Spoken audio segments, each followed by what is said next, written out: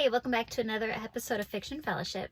I just finished this book called The Lost Story of Belle by Melanie Dobson, and it is an advanced reader's copy, so it doesn't come out until April 14th, but it was so good. It's a Christian historical fiction book with a little bit of mystery, and it is about this author named Belle, and she lives in Pennsylvania, and she is invited to speak at this panel that kind of has like novelists and stuff on it.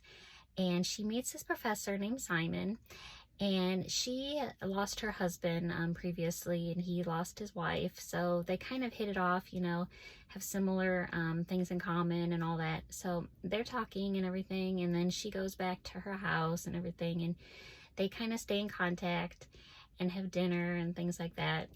And so later on, the relationship leads to marriage, but the marriage is full of secrets and lies. And eventually it leads to Belle's disappearance from public life.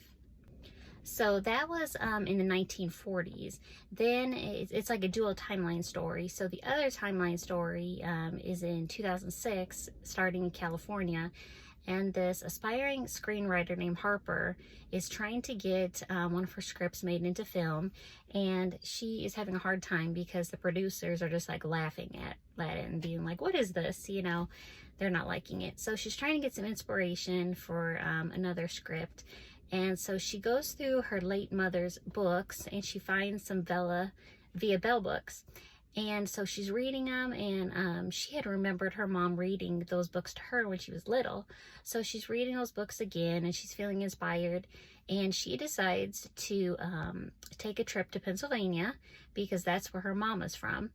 And she goes to a bookstore, and she's asking about the Belle books, and she realizes that Belle had lived not too far from the bookstore.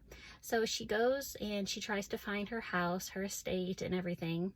And she learns from the people in that area that Belle had disappeared decades ago. And so she wants to find out what happened that led to the disappearance. She wants to find about everything that went on with Belle's life.